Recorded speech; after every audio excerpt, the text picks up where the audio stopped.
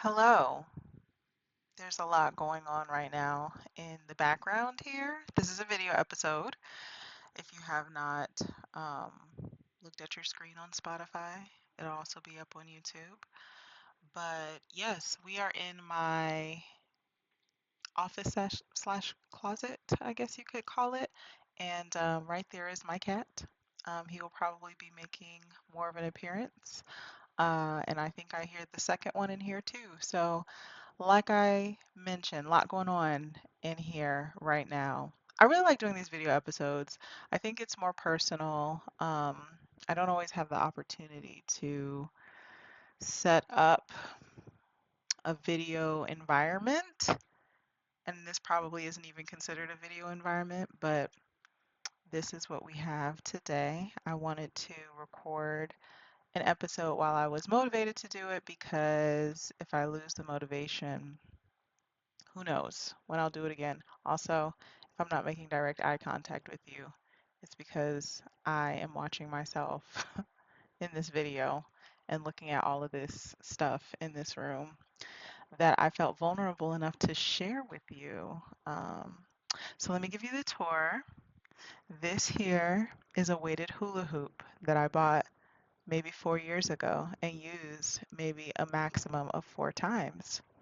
This bag here was the first work bag that I bought for myself 10 years ago, and I haven't used it in about 5 years, but yet I still have it. These sparkles here are of a dress that bought to go to a gala with my ex-boyfriend last summer. And this over here is my shoe rack, I guess you could say. Look, the cat's already messing with the camera. You see me moving? That's the cat underneath the desk. So yes, this is a collection of shoes that I have in addition to a rack of shoes. You see that spare cowboy boot that I got from a Goodwill. Um, there's a rack of shoes with purses beside that. So I live in a small cottage in the woods, and this is how we make things work. Now, on to other matters. Who is messing with this cord? I say, stop it. Stop it, I say. And that here, that's my desk. So that's where we're at. Um, that's Mama. That's Mama who's messing with this cord. Let me get her. Okay. So this contraption that I have around my neck, by the way, because I'm recording in my office, which is a more hands-free experience than if I were to try to use my phone. Oh, we done went black, child. Let me see. Hold on, I might have to stitch this together. Well, I'm still recording, so if I went black, I don't know why I did that. I guess it goes idle even when I'm in video mode. We're real random tonight. It's 10:47 p.m. by the way. But yes, when I do my phone recording, the volume, that's Mama by the way, the volume is much better and clearer than when I use my computer. I also have some uploading issues with the computer that I hope I don't have on this one. So if you're seeing this, that means that the uploading gods were with me. So yeah, the volume isn't as great when I record on the computer. So I have this little headset from um, whoever manufactured this, and it has a microphone attached that I think will make for a better sound experience. Fingers crossed. Now, on to business. 4 minutes of rambling and randomness.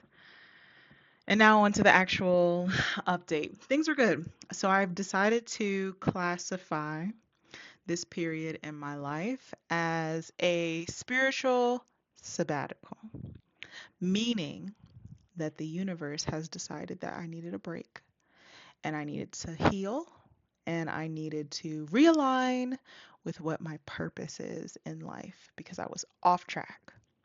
So I've been doing a lot of reflecting, some healing. I don't feel as much grief as I did when I was first laid off 2 months ago. Um, I'm in a rhythm now. My days have kind of like a schedule to them. A lot of it is just self-care, and that's nice. I still go to the gym and move my body, and I've been eating better because I've been more financially conscious, being that, I'm not working right now. And that means I've been cooking more at home, which is interesting. I've never been a great cook. But I fried some chicken tonight and I think it turned out pretty good. So, learning new skills, we're just embracing the moment. We're just allowing this moment to be what it is. Time for reflection, self-care, and pleasure. I've been pulling those cards recently in my Oracle deck, that I need to remember in this state of increased discipline, I will say, not to deny myself of pleasure, allowing myself to still experience the nice things that I like in life, um, like getting my nails done. I really like to do that. So that's how I've been doing. It's really hot in Charleston. I wanted to have like this really fun summer. I wanted to go to an amusement park. I wanted to go beaching a lot more than I have, but it has been sweltering in the mid to high 90s on a daily basis. We've been having some thunderstorms because of this extreme heat, and I'm just not interested. I'm not interested in being out there. So I've been reading books inside the house with the air conditioning on and finding new series on TV that I really like. I do take my daily naps. That has been a really great addition to my life. Um, and yeah, if I do anything, it's usually like in the nighttime, but half the time I can't even convince myself to get out the house. Like I don't mind staying in the house, where the air conditioning is, because the moment I step outside, I'm already mad because I'm already starting to sweat. So that's how I've been doing. What I wanted to talk about for this episode, 7 minutes and 28 seconds in, with no preamble, um, is discuss and work through a very beautiful book that I purchased from a very beautiful woman named Christine D. Johnson. She is a Charleston based visual artist, um, and an author. She wrote this book and a poet.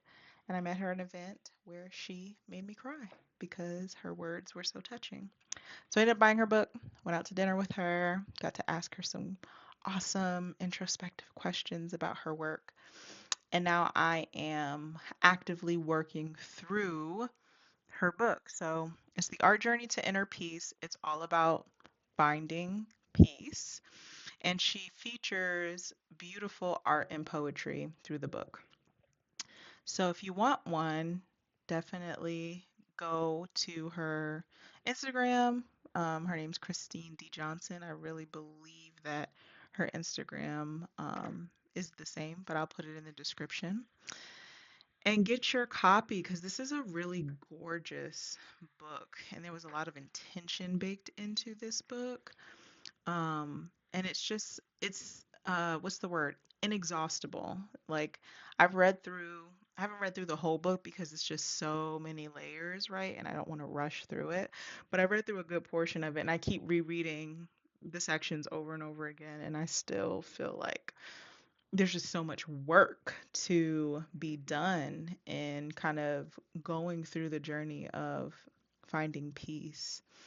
And so it's split into 5 different sections. So this will be a 5 episode series. So the first section, which is the questions that I'm going to be talking about at the end of the chapter, the reflection questions, it's called the shedding. The second is courage. The third is strength. The fourth is peace between the raindrops. And then finally, the fifth section is arrival. I don't even know if I'm going to get to arrival, honey, because I am definitely in the journey. However, I wanted to talk about the shedding. I'm not going to read through the chapter, The name implies what it's about. It's about releasing what no longer serves you so that you can receive what is actually meant for you. And there are some really awesome poems um, and art ingrained in this chapter, but what I'm going to talk about are the four discussion questions that she has at the end of this chapter. Or there's five. Okay. So we'll see if I can get through all five. We're already 10 minutes in, so this might be a longer episode. So the shedding is releasing everything that does not serve my divine self. So the first question from this chapter is, who or what do I need to release to be my best self? You know, I probably should have thought about the answers before I hit record. However, that's okay because this gives more authenticity to the response. So, one thing that I really need to release to be my best self, and this might be the only thing I can think of, I do get caught up because the propaganda is so strong in this need to kind of follow a narrative for my life. And if I'm not following the narrative, something's wrong. And I found that even in the ways that I have broken away from the story and gone off script, there's still narratives baked into how I feel like I should live off script. So to give you an example, when I was younger, and I think I talked about this in some other episodes, I wanted to follow the whole, you go to college, you graduate, you get a good job, you get married, you have 2.5 kids, you get a good, you know, house with a white picket fence, all the things, right? I ended up getting married prematurely to somebody who was not husband material. I was not wife material either. And the whole thing fell to shambles. I never had children. I live in a cottage in the woods, so I didn't get that white picket fence house, or any of that stuff. And yes, I'm 32. One can make the argument that those things can still manifest, but I can tell you at 32, I don't desire those things. Um, I don't desire to be married again. I don't desire to cohabitate with a partner. I do not desire to have children, which is why I've got my two cats. I don't desire to have a big home to maintain and clean and those things don't resonate with me. So, like, in that sense, I've gone off script from the way that I was socialized by like media and, society. But even in me going off script, there's baked into my mind the narrative that, okay, well, if you aren't going to be married and a wife and a mother, then you have to be hyper independent. Then you have to be someone who is like, is a woman of really great means to be able to be like the rich auntie, right? Someone who, yeah, is just like constantly bathing herself in luxury because you don't have to share any of these assets with the family. You need to constantly be pouring into yourself in ways that are very like elite and high class. And so when I don't, one, have the desire to do that, because I've never been materialistic, that's just never been my nature. And two, if I'm in a situation in life where financially it doesn't make sense for me to be bathing in luxury, then I feel like I'm not being my best self, right? That I'm going off script. And so releasing even those narratives of like what it means to not be part of like society's image of a woman in her early 30s, um, releasing any ideas that are baked into what it means for me to just be myself is something that I definitely need to release to be my best self, especially because what I have acknowledged and I am pursuing at this point in my life is my passion for in a field professionally. I'm pursuing a lot of things in a lot of different ways, but professionally speaking, I'm making a very stark shift and what I am pursuing to align with my passion for death science and grief services. And so that is like so off the beaten path. Literally, people would call it offbeat. That's literally off the beaten path of what it means to be in my early 30s and a woman and an American woman at that. So and I feel like though like embracing that passion is part of what's going to make me my best self. So releasing the narrative, right? That's a very roundabout way of saying that's something that I definitely need to be my best self. And I think in every way, not just in a professional way, but in the way of like what partnership looks like to me, what friendship looks like to me. There's a lot of ways in which I've gone off the beaten path, and I need to be able to like just be comfortable with that and not feel like the inkling that something is wrong because I've chosen to move in a direction that isn't necessarily conventional. The second question, how do I know when I need to release something? So it's physiological for me. That's actually an easy question to answer. I have a physiological response to stress. I have a physiological response when I am out of alignment with something. Like if I meet a person and they're not the right fit for me, I feel anxiety in my body. I feel like I want to escape. I can't, my nervous system is not calm.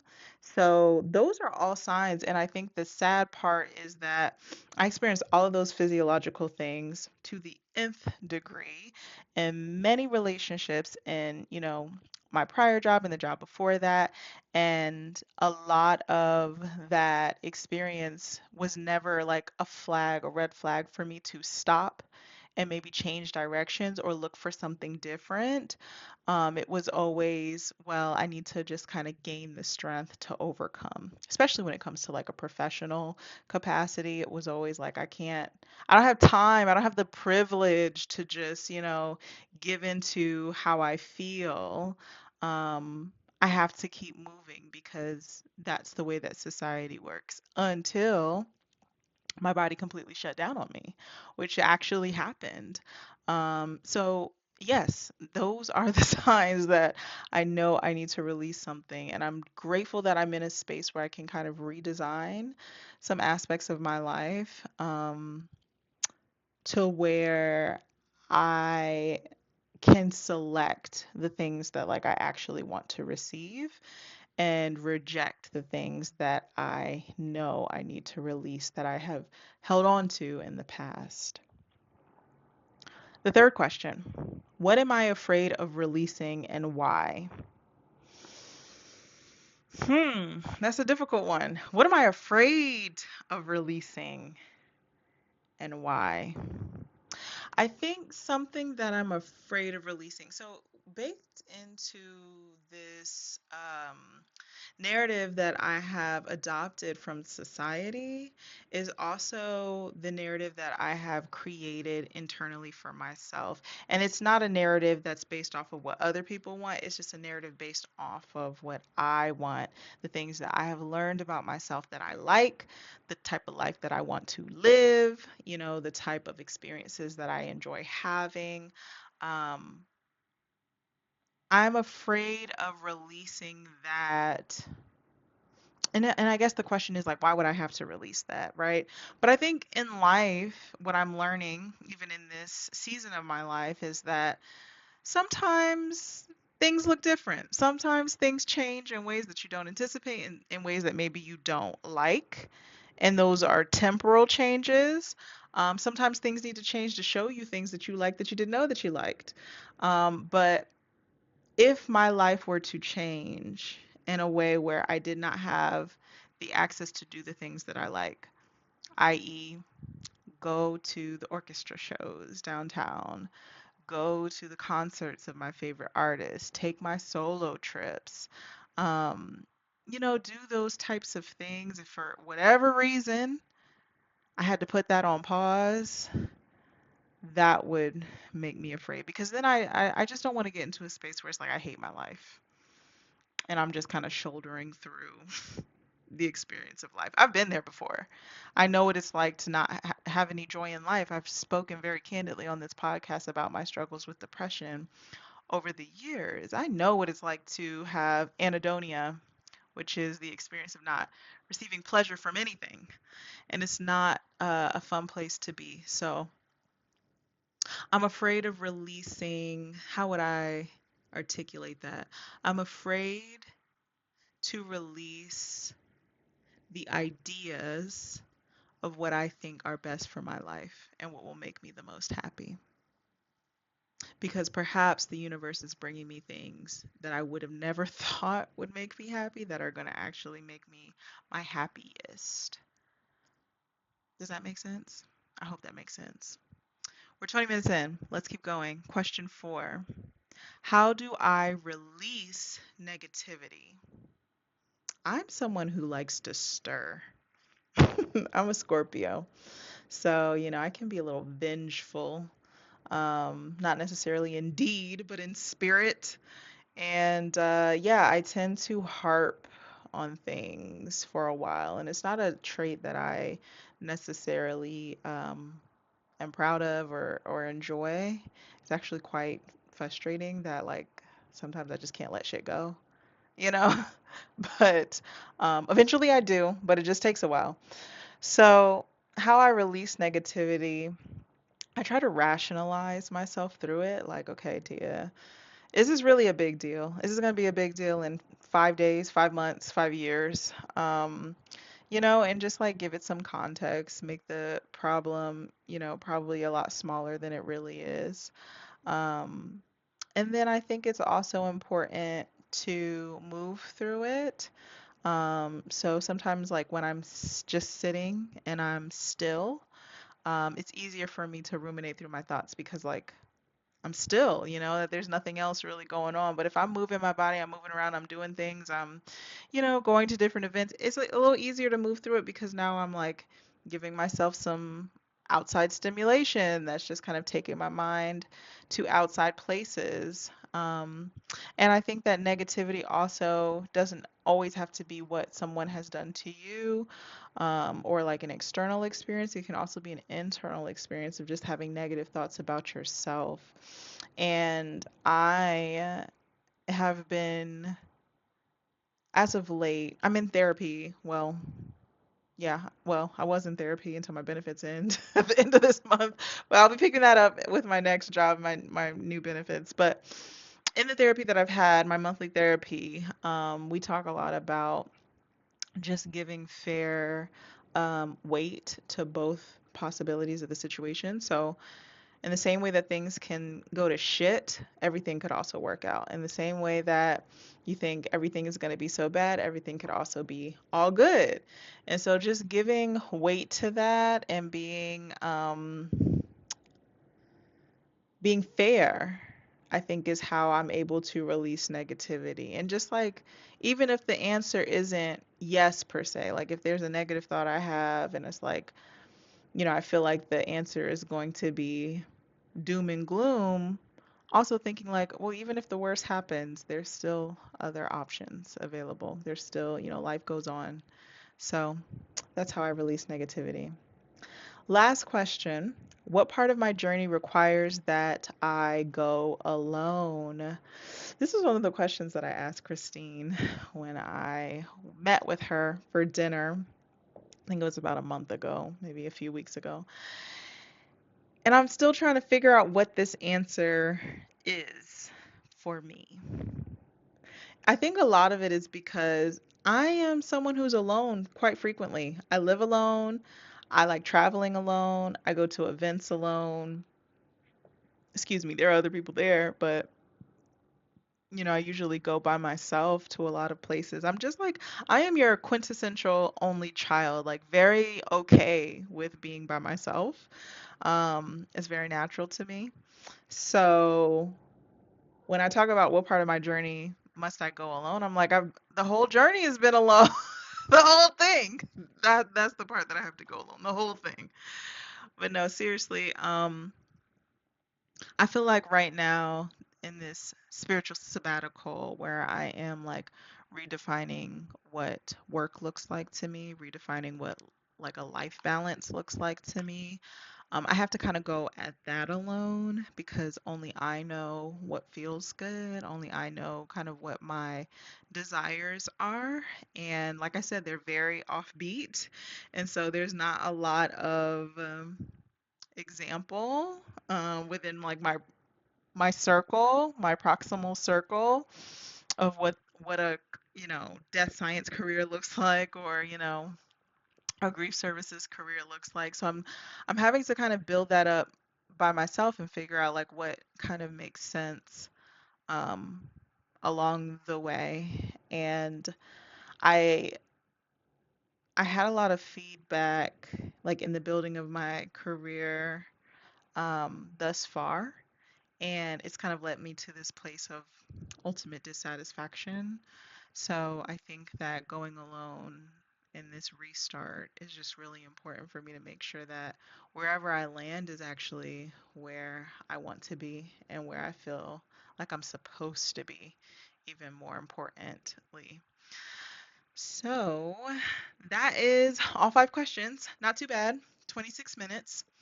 So that was the shedding. Again, this is the book, Art Journey to Inner Peace. Um, I'm going to sit with these questions for a few weeks, a couple of weeks, however long, until I'm ready to record the second episode of this short series. I already forgot what the chapter is called, and I'm not going to open the book again. But I hope you enjoyed this. I hope that the questions stirred some thoughts in yourself. If you'd like to let me know like what those questions stirred up in you and kind of your responses to them, feel free to do so. You can contact me at soulsisterseriespodcast at gmail.com.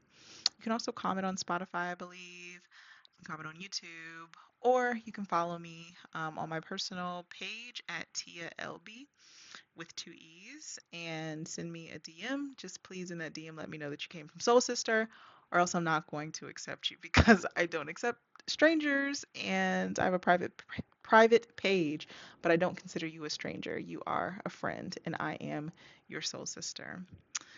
And that's it for me. So, I hope that you have a good night. It's 11:11. Make a wish. I'll talk to you next time.